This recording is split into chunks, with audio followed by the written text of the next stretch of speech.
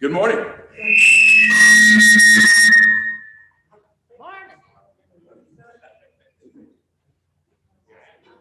Well, now that you're awake,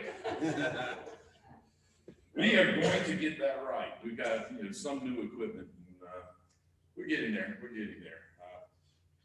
But anyway, we are really thankful that you were here. Same for everyone that's online. We appreciate your presence here.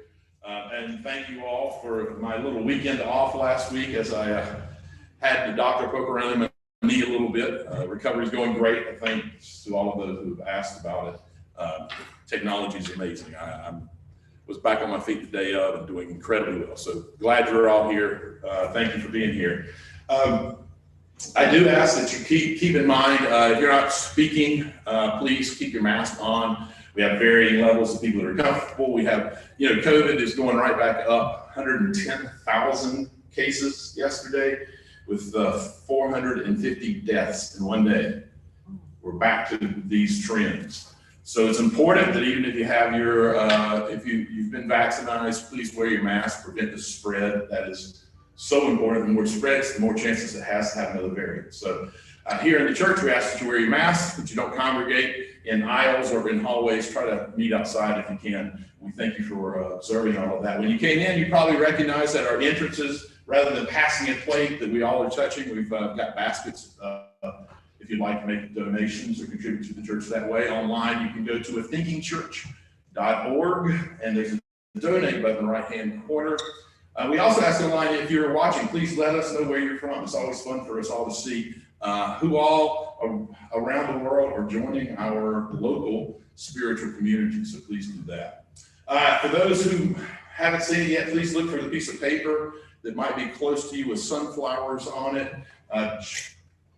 Jim North has created this amazing, beautiful arrangement for us. On those flyers, you'll see a description of how and why he created it and the meaning behind it. I hope that you'll take the time to read that. He always does not just a beautiful job on the arrangement, but the thoughtfulness that goes behind why he arranges it the way he does and presents it as he does. So please take the time to look at that. Big welcome to Josh. I'm so glad that you're here with us today. We'll be hearing a couple of songs. One of our favorites, and it's always lovely to have you here. We love your music, we love your spirit, so thank you for being here. Are there other announcements that you would like to share with your church family? If not, then I am going to ask Josh if we could have you indulge us in a few tunes, in at least one tune. Okay. How y'all doing? This is an old traditional song. Old friend, as you travel life's journey, take Jesus as your daily guide. Well, you make your pure saintly without him by your side. Well, but when you come to the crossing at the end of your pilgrim's way, well, if you ever need your Savior, it's surely the morning and day. Just look at that cold Jordan, look at that deep water, look at that wide river, hear the mighty billows roll. Well, take Jesus with you, he's your true companion. Lord, without him, you're never gonna make it home. Well, if that day of judgment is coming in the by and by, we'll see our Lord descending from glory upon high. Well, let's keep in touch with Jesus and the special love of God. And you'll ever be caught ready when he crawls over Jordan's tide. Just look at that cold Jordan, look at that deep water, look at that wide river, hear the mighty billows roll. Take Jesus with you, he's your true companion. I know without him, you're never gonna make it home. What you gonna do? What you gonna say? Well,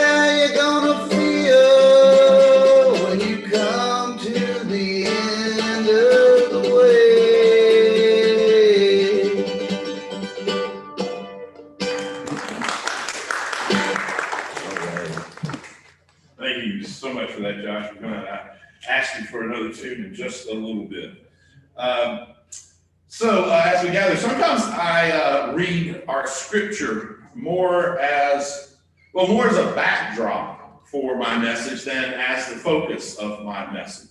And well, this is one of those times. I won't actually be referencing it in my message. The important thing here is to listen for where God is found in the scripture. We're going to be reading from the book of 1 Kings. It's one of my all-time favorite Bible stories, actually. Specifically, we'll be entering into the story where the prophet Elijah is fleeing for his life.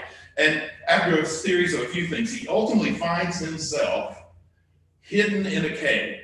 And I'm reading from the inclusive Bible, as I like to do more and more these days. So hear now these words from 1 Kings. God said, "Go out and stand on the mountain in the presence of Yahweh, for Yahweh is about to pass by." Then a great and powerful wind tore the mountain apart, shattered the rocks by Yahweh's power. But Yahweh was not in the whirlwind. And after the wind, there was an earthquake, but Yahweh was not in the earthquake.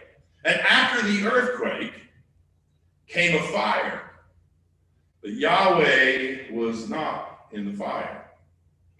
And after the fire came a gentle whisper. When Elijah heard it, he pulled his cloak over his face, and he went out and he stood at the mouth of the cave. Then a voice said to him, "What are you doing here, Elijah?"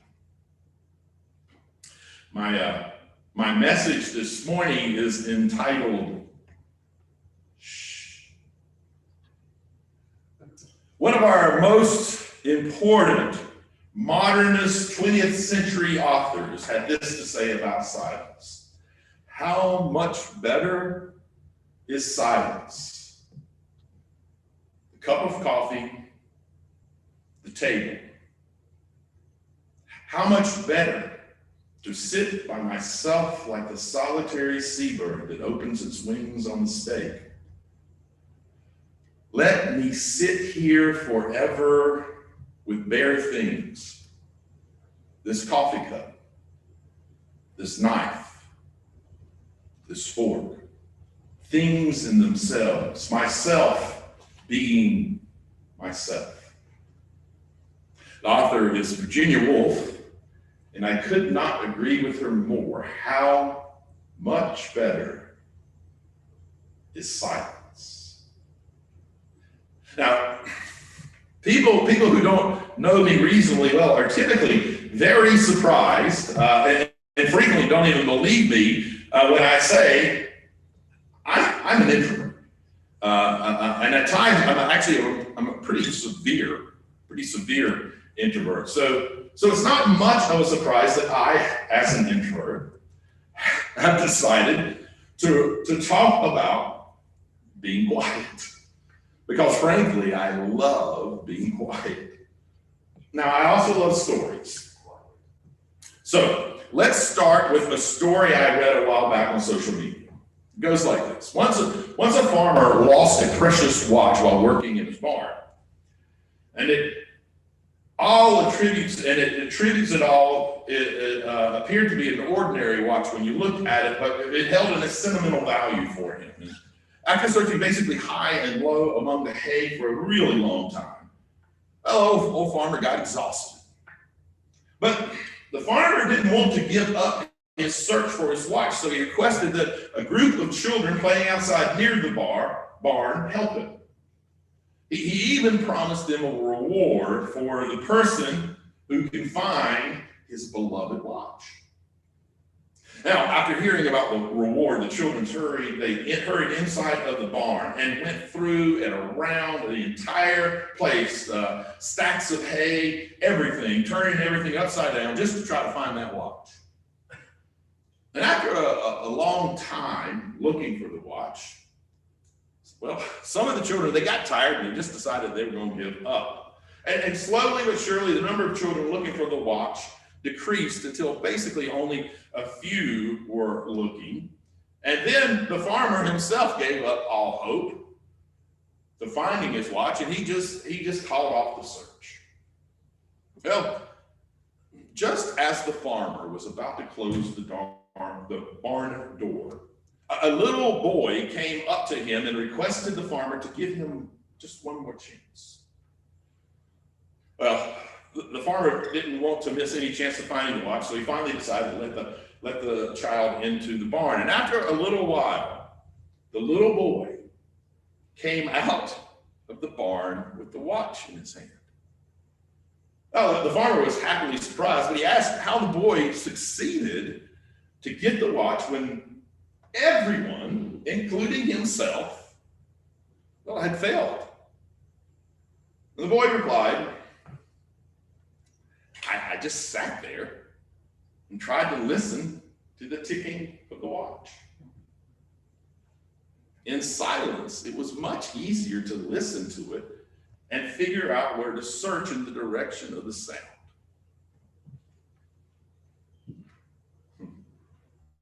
Story reminds me of something Rumi once said. Listen to silence. It has so much to say. He also tells us the quieter you become, the more you are able to hear. Now, unfortunately, our lives are engulfed in noise. In reality, it's very hard to even escape all of the noise. Even if we are trying to seek out silence, the odds are you won't truly find silence. For instance, if everyone gets very quiet, you still hear the hum of the HVAC system. Now, we're very thankful for that this morning, but you hear the hum of the HVAC. If you're in your office, you're going to hear the whir of a computer, incidental creaks, and other squeaks that you might hear no matter where you are. We live in a world where silence has become increasingly difficult to come by. Writer George Prochnick claims that he has this passion for silence, and that he's had it for nearly as long as he can remember, even back in his childhood. In his book, In Pursuit of Silence, Listening for Meaning in a World of Noise, he leaves his home in New York City, and I'd have to say we now know why he has a passion for silence living in New York City. And he goes on a quest around the world to find others like him who still value silence. Now, part of what he learned in visiting people and places that valued silence is that absolute silence is impossible to find. But what you can find is quiet spaces, quiet moments. And those quiet moments are essential in our lives, both biologically and mentally, and I would add spiritually as well. Now, biologically, Prochnick points out, quote, there's increasing evidence that harm goes across our systems from noise. There's been an association with noise and hearing loss, of course, but there's also new studies just completed that show the danger to our cardiovascular systems. Even when not awake, blood pressure goes up. And hours later, the blood pressure is still elevated from outside noises. Florence Nightingale, the 19th century British nurse and social activist, seems to have understood the issues with noise and health long before others. She once wrote that unnecessary noise is the most cruel absence of care that can be inflicted on the sick or the well. Nightingale argued that needless sound could cause distress, sleep loss, and alarm for recovering patients. Now, I don't know about you, but if you've ever spent any time in a hospital, you know that a lot of the folks at the hospital, unfortunately, could really learn her lesson. All the noises that constantly go on. The activity of our modern life puts a significant burden on the prefrontal cortex of the brain. Now that's important because that's the part of the brain that's most dedicated to high order thinking, decision making, problem solving. Now, speaking of noise, there's a little noise going on in the hallway and everyone is looking that way, or at least a lot of us. See, noise is disturbing, very disturbing. Now, not surprisingly, that means that our attentional resources resources of our attention regularly become drained in day-to-day life. And when that happens, we become easily distracted, case in point, and mentally fatigued. We struggle to focus, to solve problems, to come up with even new ideas. But according to something that those who study the brain, something that's called attention restoration theory, the brain can restore its cognitive abilities when we put ourselves in environments that have lower levels of sensory input than normal, than our typical experience. Silence is one of the major ways to practice attention restoration theory. Now, I for one, I have found this to actually be very true accidentally before I even knew those words. Writer's block is something that is really very real and an incredibly frustrating thing. And, you know, when I'm honest about it, it happens most when I have had a particularly long stretch of sensory overload. So when I'm actually thinking about it, which unfortunately isn't as much of the time as it really needs to be, but when I'm actually thinking about it, I seek out quiet moments. Now, for me, it takes at least 10 minutes, sometimes up to 30 minutes. I just sit in the chair where I am. I reduce the things that are making noise that are around me as much as possible, and I close my eyes gently. And sometimes I practice breathing in and out, deeply, slowly. Sometimes I just let my mind wander and wander into silence, really, or let my thoughts just bounce around, or as I call it, I let them bounce around until things start to stick together. I literally cannot tell you the number of times that not only overcame my writer's block, but I also ended up with a rather, what I would call creative perspective that I'm not sure I would have been capable of before that quiet time. Now, scientists calls this quiet time self-generated cognition. It can be meditating, daydreaming, fantasizing about the future, or as I'm prone to do with my writer's block, letting our minds just kind of quietly wander. And it turns out that when our brains are more quiet and disengaged from external stimulus, we more easily tap into our inner stream of thoughts, emotions, memories, ideas. It helps us make meaning out of our experiences. It helps us to empathize with others, to be more creative, and to reflect on our own mental and emotional states. Ravi Shankar, an Indian musician and composer of Hindustan classical music, once said, "Whether you're aware of them or not, whether you recognize them as spiritual or not, whether you do, you probably have had the experience of silence or transcendence or the divine. A few seconds, a few minutes that seem out of time, a moment the ordinary looks beautiful, glowing, a deep sense of being at peace or feeling happy for no reason. When these experiences come, he says, believe in them. They reflect your true nature. Pope John Paul II was reminded of the value of silence as he stood in the midst of nature, saying this, in this oasis of quiet, before the wonderful spectacle of nature, one easily experiences how profitable silence is. A good that today is ever more rare. And in reality, only in silence does a person succeed in hearing in the depth of his conscience the voice of God, which really makes them free.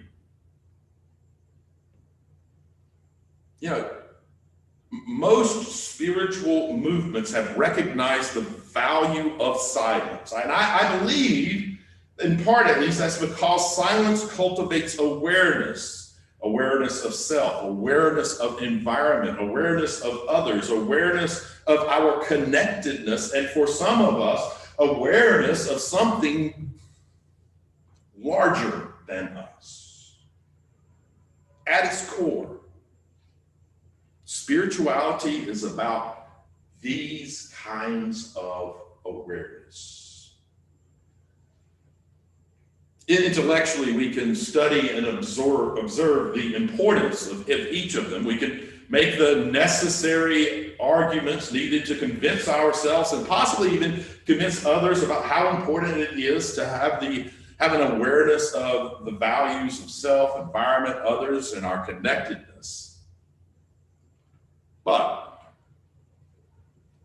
it isn't until we quiet the world around us, all the sensory stimuli, and reach out in our silence. It's not until then that we begin to embody, to take to heart, become somewhat entangled in those realities. American writer, activist, and influential editor and writer of the nursery rhyme, Mary Had a Little Lamb, she reminds us part of why this is true in saying the temple of our purest thought, is silence. Being quiet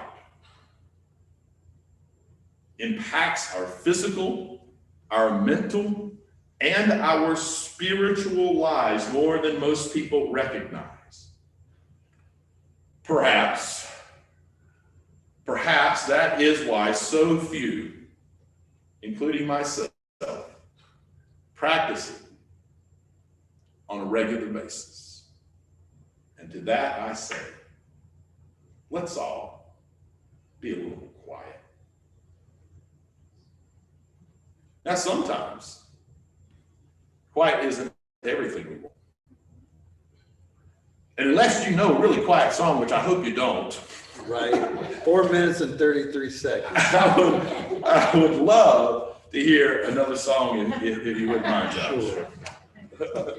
My favorite, that's what I was thinking. It's now time to do 4 minutes and 33 seconds. That is a great piece, isn't it?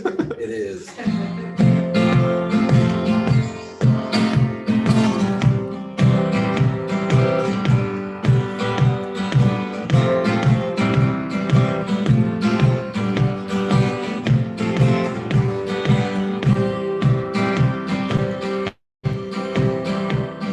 Try to think clear after a couple of beers, with the cold sneaking in between your sheets. The neighbors don't care, just stay out of their hair. They'll annoy you when you pass them in the street. Gonna unfold the road map a little further toward Tennessee. Someplace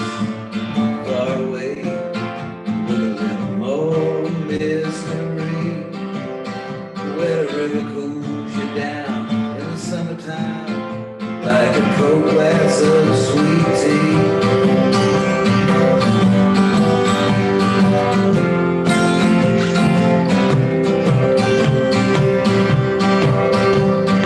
Try to lay low, but I gotta go. I got no place to lean. The midtown lights burn out bright, but they wind up blinding me. Gonna unfold the road map a little further toward Tennessee. Someplace far away with a little more mystery, where the river cools you down in the summertime like a cold glass of sweet tea.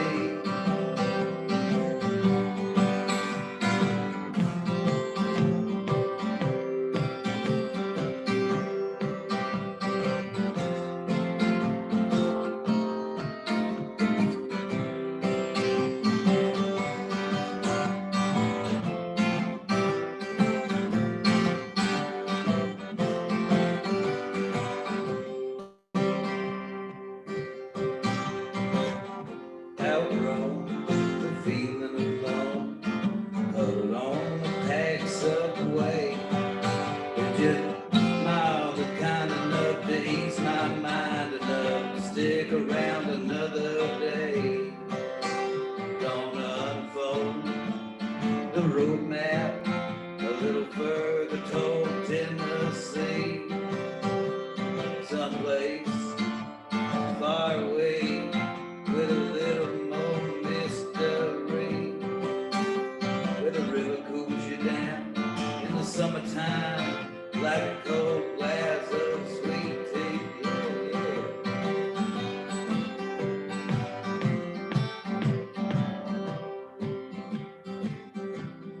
Thank you.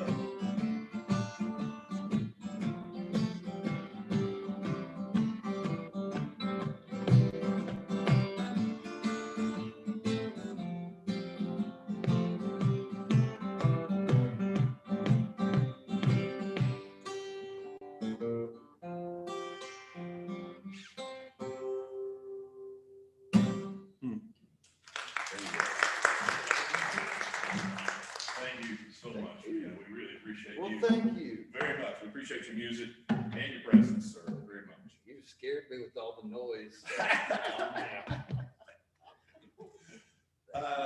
Well, speaking of being scared by noise, we're going to try to calm it down a little bit right now. This time is where we go into a prayer or a meditation, and we're going to look at this one a little more as meditation. Matter of fact, I'm going to share from Buddha. It's a piece that's entitled Loving Kindness. So let's center ourselves and silence ourselves. And if so inclined, bow your heads. May I be well. May I be happy and content. May I be free from danger and suffering. May I be filled with loving kindness.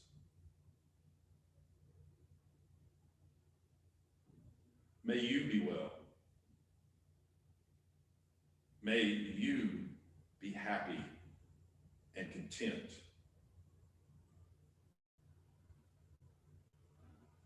May you be free from danger and suffering.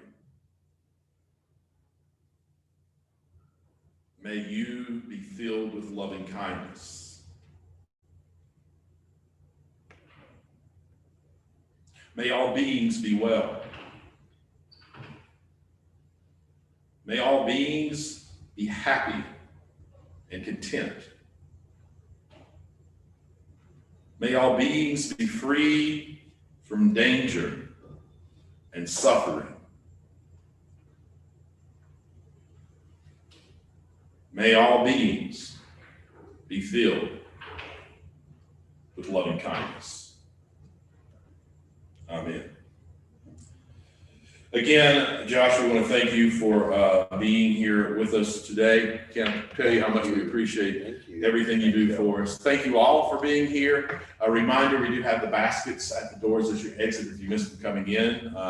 Same thing online, thinkingchurch.org, top right-hand corner is a donate button. And please, online as well, leave where you're from. We'd love to know who all is joining us each Sunday. And before you part, let me offer this blessing to you. May you walk in harmony with each other and with creation, recognizing we are one. May you know love and happiness throughout your life.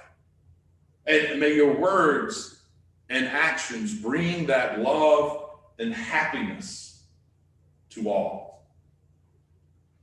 Go now in peace and in love. Thank you.